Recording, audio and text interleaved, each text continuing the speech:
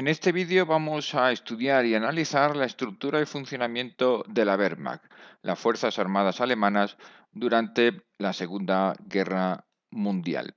En primer lugar, vamos a mostrar el organigrama de esa estructura entre 1933, la llegada de Hitler al poder, y 1938.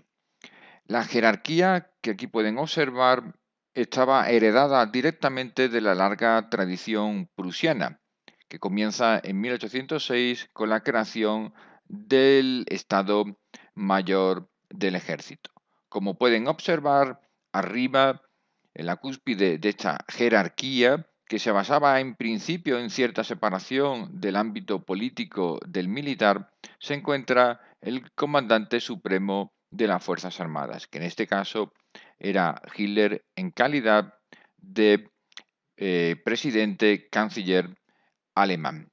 Este cargo es sumamente importante, pero está directamente relacionado con una dirección política de la guerra. Por debajo de él se encuentra el ministro de la guerra, equivalente al ministro de defensa. Él era el comandante en jefe de las Fuerzas Armadas. Este cargo es mucho más importante porque de él van a depender todas las demás estructuras orgánicas de las Fuerzas Armadas a nivel operativo, estratégico, táctico y desde el punto de vista de la planeación de posibles operaciones militares. Pues bien, el ministro de Defensa era el directamente responsable, como se puede observar, de la oficina de las Fuerzas Armadas. Una oficina que estaba compuesta por una serie de suboficinas con una alta especialización que iban desde el apartado relacionado con la contrainteligencia hasta un grupo directamente relacionado con la importantísima economía militar. Sin embargo, también dependiendo directamente de este ministro de la guerra estaban las tres ramas de las Fuerzas Armadas. Vemos en primer lugar el alto mando del ejército, que por supuesto tenía en su seno su propio Estado Mayor. La Armada tenía su propia unidad completamente independiente y al mismo nivel que el Ejército, y la Fuerza Aérea exactamente lo mismo. La anterior estructura desaparece en febrero de 1938 cuando Hitler, apoyado por la Gestapo, da un auténtico golpe de Estado para acabar con gran parte del alto mando alemán del periodo anterior, de tradición prusiana, pero que no era muy afecto ni afín a los experimentos expansionistas que Hitler estaba planeando. En efecto, si Hitler quería iniciar una política de agresión, es decir, una guerra, necesitaba tener el control operativo y real de las Fuerzas Armadas. De ahí que obligara a dimitir al ministro de Defensa, nombrándose él mismo ministro de Defensa, es decir, ministro de la Guerra, y también hizo dimitir al comandante supremo del ejército.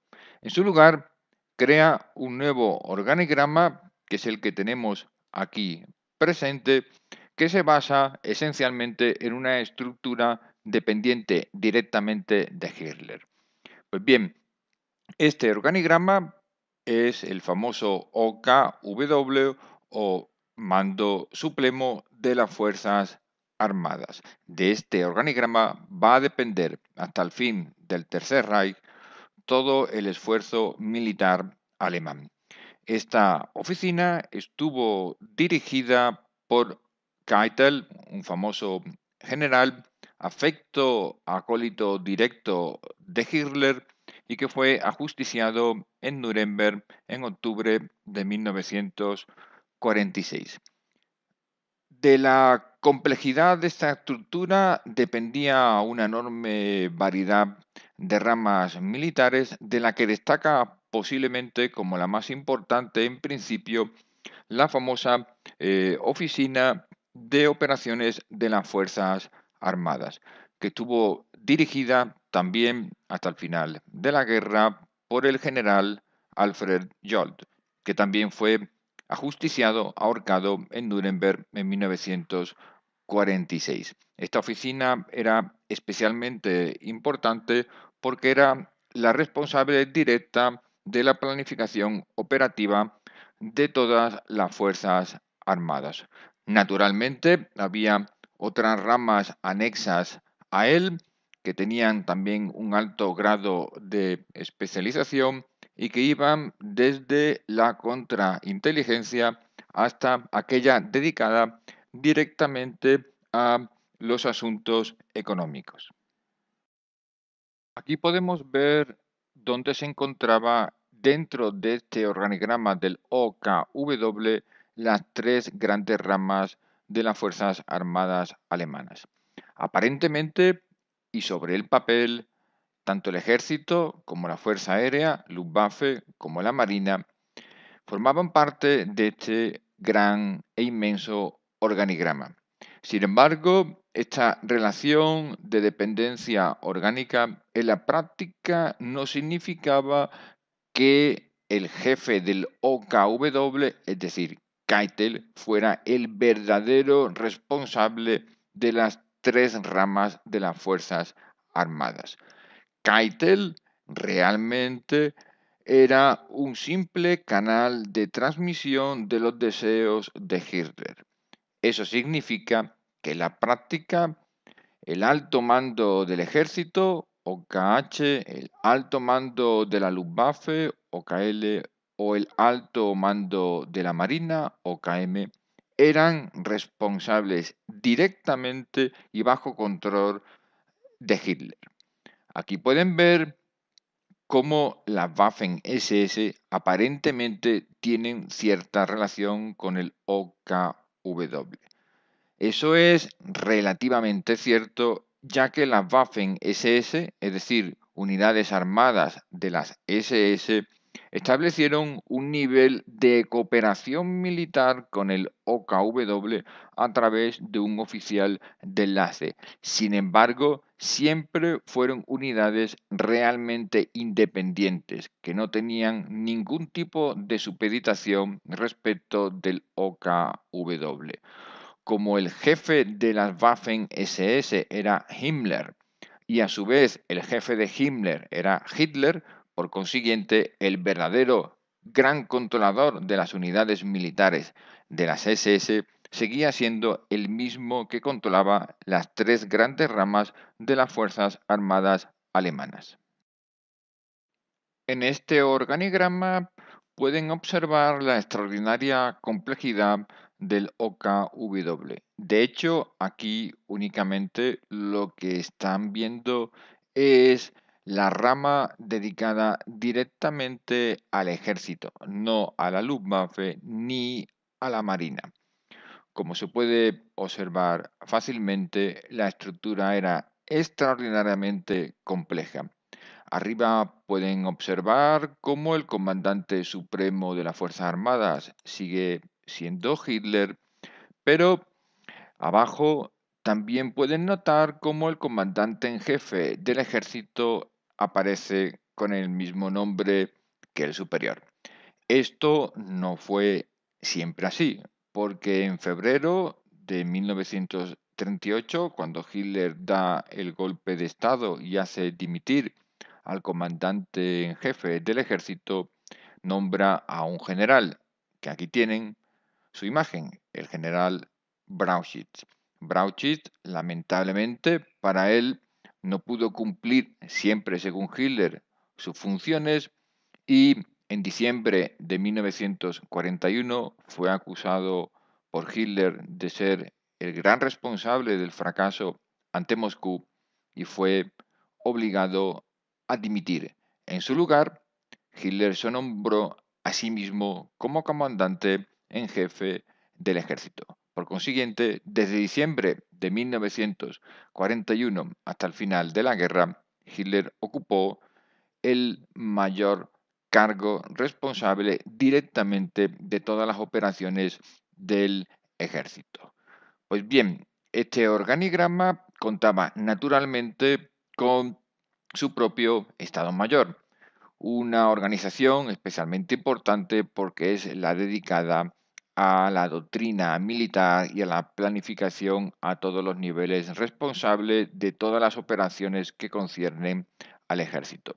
El Estado Mayor alemán estuvo sujeto a enormes presiones durante toda su historia, desde 1938 hasta 1945. De hecho, aquí tienen la imagen de Franz Halder, jefe del Estado Mayor del Ejército, hasta septiembre de 1942, donde también fue obligado a dimitir por Hitler, y la imagen del famoso general Heinz Guderian, que fue uno de los últimos jefes del Estado Mayor alemán del Ejército.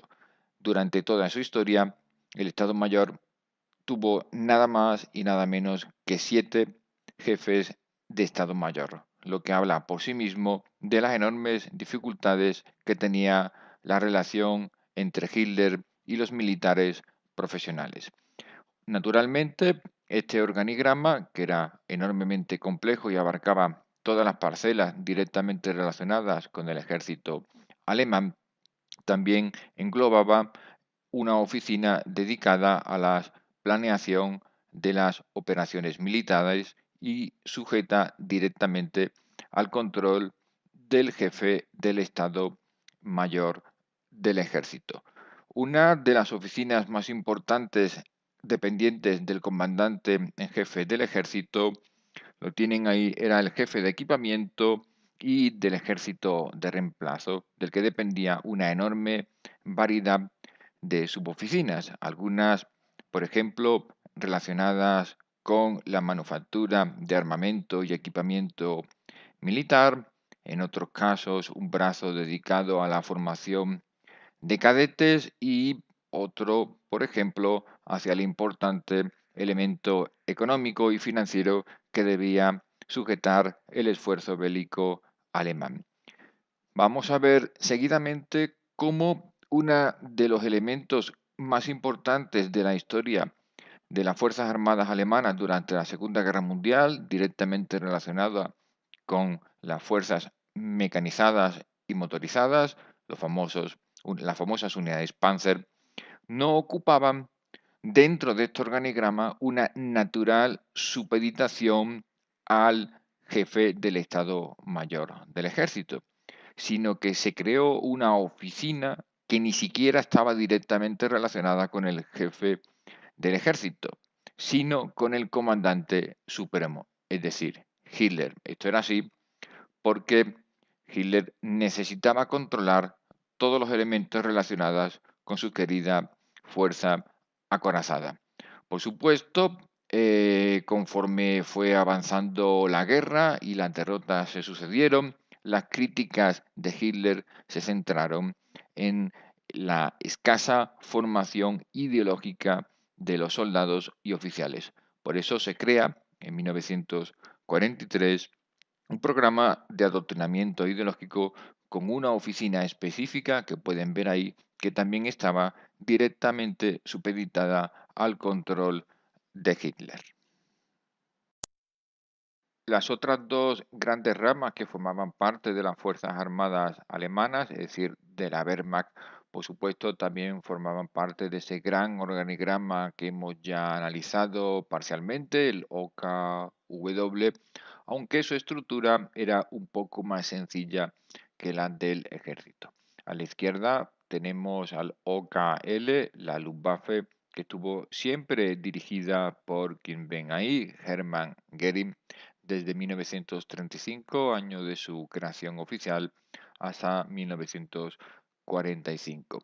Hermann Göring, después de la guerra, fue también acusado de crímenes de guerra, entre otros, y condenado a morir en la horca. Él logró suicidarse el mismo día de su ejecución. A la derecha tienen al alto mando de la Marina dirigido desde 1938 hasta 1943 por el almirante Raeder, que es el que tiene arriba en la imagen. Supeditado a él estaba el jefe del arma submarina, el no menos famoso almirante Dennis. En 1943, Hitler hizo dimitir a Raeder y nombró como jefe supremo de la Marina de Guerra alemana a Dennis. Desde ese momento, por tanto, hasta el final de la guerra, Dennis era al mismo tiempo jefe supremo de las fuerzas navales de superficie y también seguía manteniendo el cargo operativo de jefe del arma submarina. Ahí vamos a ver a la izquierda el anagrama de la famosa división Hermann Göring, que pese a ser una división que luchaba en tierra, formada fundamentalmente por paracaidistas, siempre estuvo supeditada al OKL. Con el transcurso de la guerra y la acumulación de derrotas militares, el ya complejo organigrama del OKW fue aumentando su propia complejidad y engordándose con nuevas oficinas.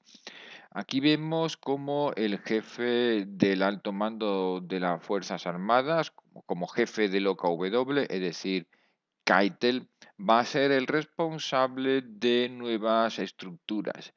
En este caso, comandantes militares del distrito dedicados directamente al control de los principales teatros de operaciones especialmente sensibles para el mantenimiento del esfuerzo bélico alemán. Comandantes en Holanda, Dinamarca, Noruega o en Ucrania eran vitales para intentar parar la marea de la derrota alemana. Por supuesto, esta complejidad en el organigrama también acabó afectando a los aliados de Hitler, creándose cuarteles generales linkeados directamente con los estados mayores de los ejércitos que combatían a favor de Hitler. Como aquí podemos ver, se crea un organigrama específico, una oficina específica para cooperar con las Fuerzas Armadas italianas.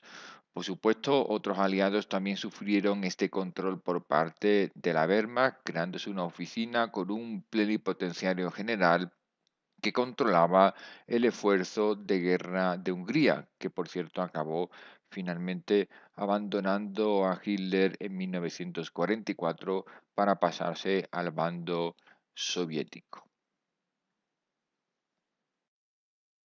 De todas las oficinas que formaban parte del OKW descritas al principio de este vídeo, la más importante era con mucha diferencia la oficina de operaciones del OKW dirigido por el general Alfred Joll. En 1944, y a causa de la continua marea de derrotas, esta oficina, lo mismo que el resto del organigrama del OKW, fue ampliando sus funciones. Directamente de esta oficina dependía prácticamente todas las principales organizaciones dedicadas directa o indirectamente al esfuerzo de guerra, llegando a un nivel de concentración de poder nunca visto en la historia militar contemporánea. Por ejemplo, esta oficina de operaciones era la responsable de emitir las directrices específicas tanto al ejército como a la Fuerza Aérea o a la Marina, es decir, al OKH, OKL o el OKM ya analizados anteriormente.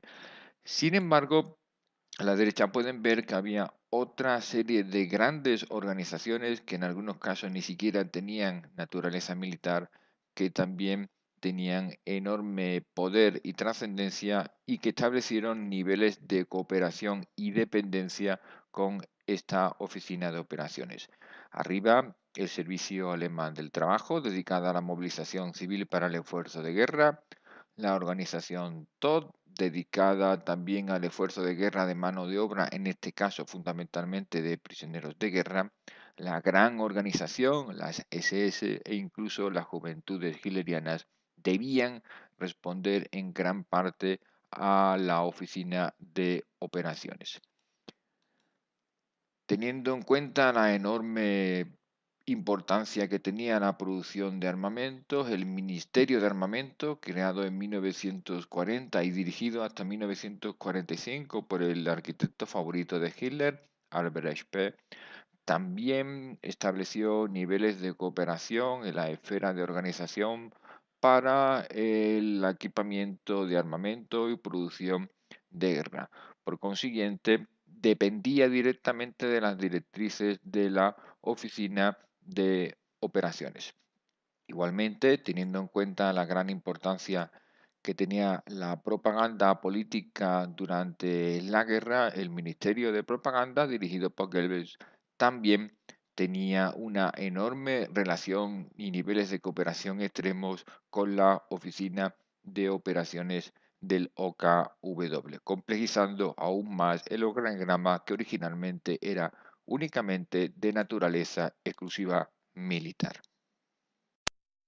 Finalmente, tenemos que destacar que, a pesar de la aparente concentración del esfuerzo militar alemán en el OKW, existió en la práctica una dualidad en la dirección de las operaciones militares.